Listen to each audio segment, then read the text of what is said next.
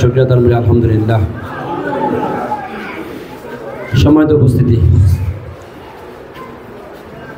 আমরা শুরুতে একটু দেখি যে আমরা সাহেব ফজলুল করিম রহমতুল্লাহ আলাইহি স্বচক্ষে দেখছি কারা কারা, দেখে তো একটু ইনশাআল্লাহ। দেখছেন ফজলুল করিম রহমতুল্লাহকে দেখছেন সরাসরি? হ্যাঁ, কয়জন পাইলাম?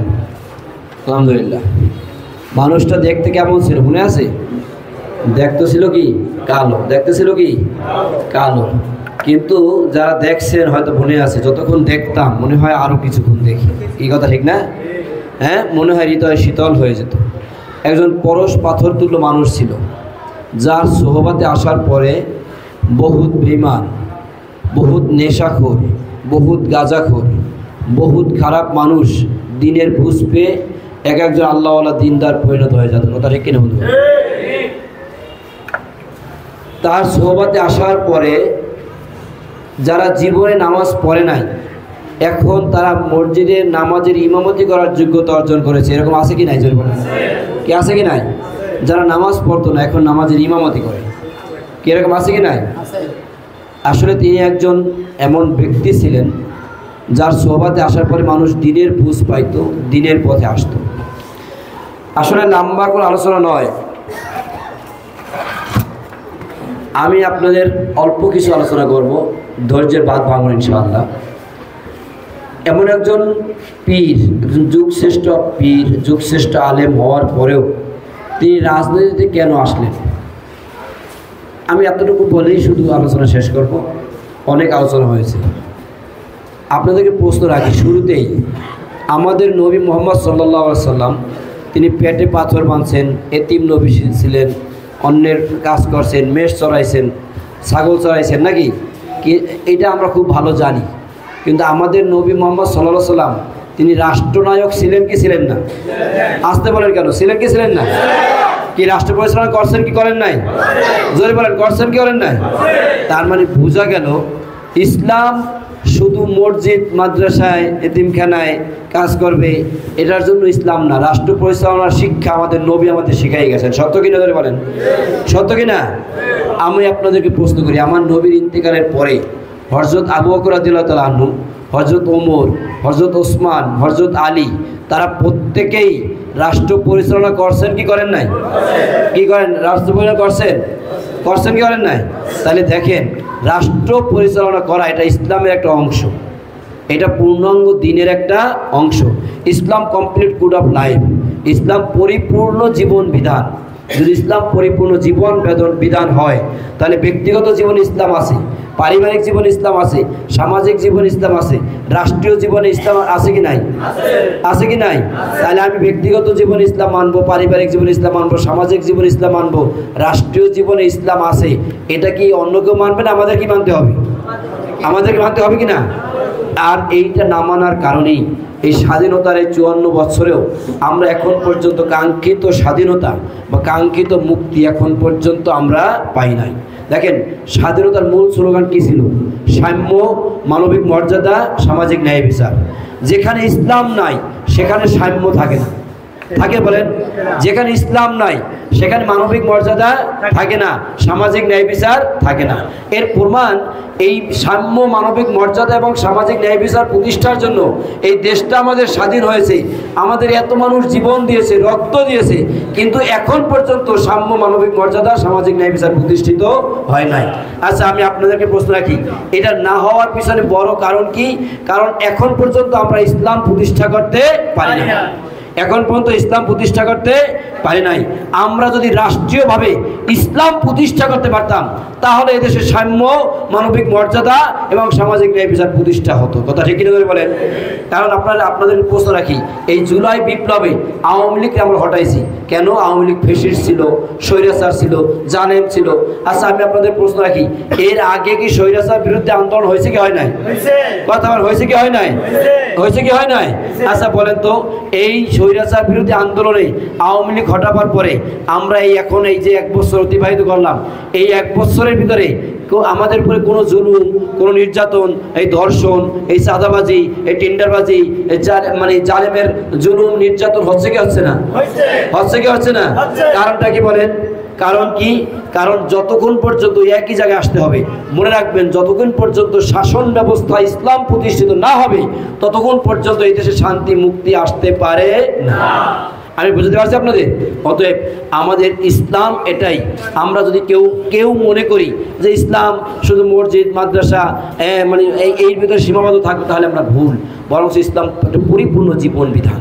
ইসলামের বিধান না থাকলে সেখানে শান্তি আসতে পারে না। সুতরাং প্রিয় বন্ধু, আমাদের ফজলুল করিম রহমতুল্লাহ আলাইহি, শায়েখ রহমতুল্লাহ আলাইহি দর্শন ছিল এই, তিনি রাষ্ট্রীয়ভাবে ইসলাম প্রতিষ্ঠা করতে চেয়েছিলেন। সত্য কিনা জয় বলেন? কি সত্য কিনা? আচ্ছা, কিন্তু এখানে একটা কথা আছে, এই প্রতিষ্ঠা করতে চাওয়ার ভিতরে তার একটা ভিন্নতা ছিল। তিনি এই রাজনৈতিক সংগঠন গঠন করার পরে স্পষ্ট বলছেন, আমার রাজনীতি হচ্ছে আমার ইবাদত। আমার রাজনীতি কি? জোরে বলেন, জোরে বলেন। ইবাদত কি? আমার রাজনীতি কি? ইবাদত। তিনি ইবাদতের রাজনীতি প্রতিষ্ঠা করেছিলেন। কিভাবে, কেন এই কথা তিনি বলেছিলেন? দেখেন, আপনারা তো জানেন, এই দেশে ক্ষমতা পাওয়ার জন্য বহুত ইসলামী সংগঠন, ইসলামী নামদারি সংগঠন, অনামী সংগঠন, তারা এই আওয়ামী লীগের সাথে, এই বিএনপির সাথে বিভিন্ন সময় আপোষ করিয়া একত্রিত হইয়া নির্বাচনে অংশগ্রহণ করছে কি করে নাই?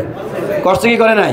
কিন্তু আমাদের শায়েখ রহমতুল্লাহ আলাইহি কখনোই কোনো দলের সাথে আপোষ করিয়া, এই আওয়ামী লীগ বলেন বিএনপি বলেন, কারো ছায়া তলে যাইয়ে নির্বাচনে অংশগ্রহণ করেন নাই। সত্য কিনা জয় বলেন? কি সত্য কিনা? কারণ কি? তার রাজনৈতিক দর্শন ছিল, তিনি স্পষ্ট জানতেন, স্পষ্টই বলতেন যে আওয়ামী লীগ এবং বিএনপি এরা হচ্ছে মুদ্রার এপিঠ আর ওপিঠ। এই কারোর সাথে ঐক্য হইয়া ইসলাম প্রতিষ্ঠা করা সম্ভব নয়। কি আমি বুঝতে পারছি? দেখেন, অন্য সংগঠন এতদিন পরে এসে বুঝছে যে আসলে তাদের সাথে জোট করে কোনো ফায়দা হয় নাই, ইসলামের কোনো উপকার হয় নাই। কিন্তু এই কথা আমাদের শায়েখ 25 বছর আগে বলছেন, মনে আছে? যখন জোট হয় তখন আমাদের শায়েখ রহমতুল্লাহ আলাইহি বলছিলেন, আমি ফজলুল করিম প্রয়োজন একা দাঁড়াই থাকবো, তবু বাতিলের সাথে আপোষ করব না। বলছেন কি বলেন নাই? বলছেন কি বলেন নাই? আমি আপনাদের প্রশ্ন রাখি, এতদিন পরে ইনশাআল্লাহ নতুন বাংলাদেশে, নতুন রাজনীতিতে আমাদের জন্য একটা সুযোগ আসতেছে। আমরা এই সুযোগ কাজে লাগাতে পারবো তো ইনশাআল্লাহ? পারবো তো ইনশাআল্লাহ? দেখেন, আমি মাঝে মাঝে বলে থাকি, 5 ভাই, বাবার 5 সন্তান। কয় সন্তান?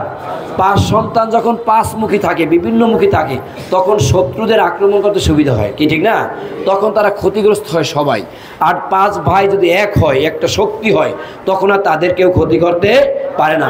আমাদের ইসলাম বিচ্ছিন্ন ছিল, কেউ আওয়ামী লীগের সাথে, কেউ বিএনপির সাথে, বিভিন্নভাবে বিচ্ছিন্ন ছিল। আমাদের সবসময় চেষ্টা ছিল ইসলামী শক্তি যেন এক হয়। মানুষের একটা চাওয়া ছিল, মানুষ রাস্তাঘাটে বলতো যে আপনার হুজুররাই তো এক নাই, হুজুররা যদি এক হয় তাহলে আমরা আপনাদেরকেই ভোট দেবো। বলছে কি বলেন? বলেন কি? মানুষ এই কথা আছে কি নাই? মানুষ এই কথা বলতো যে আলেম ওলামারা আর হুজুররা যদি এক হয়ে যায় তাহলে আমরাও আপনাদের সাথে আছি। মানুষের একটা চাহিদা ছিল, প্রত্যাশা ছিল।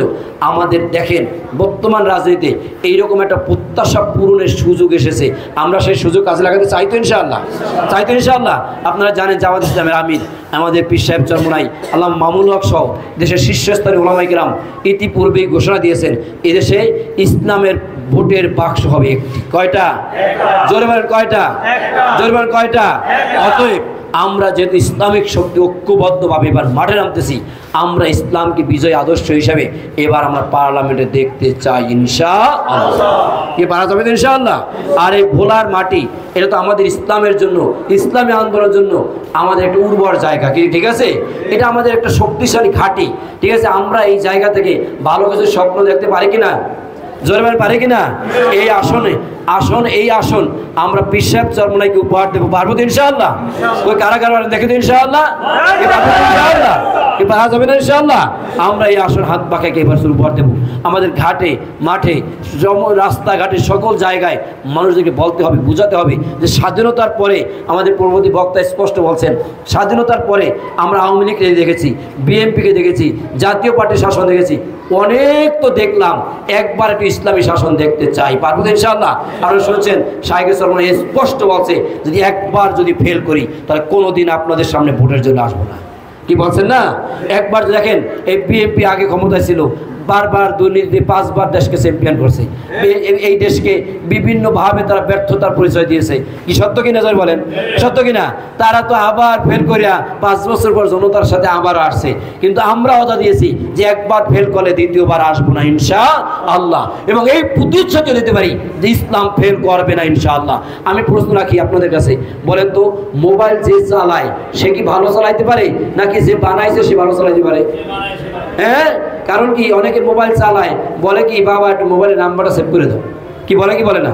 বলে বাবা একটু নাম্বারটা বাইর করে কল দিয়ে দাও, কি বলে কি বলে না?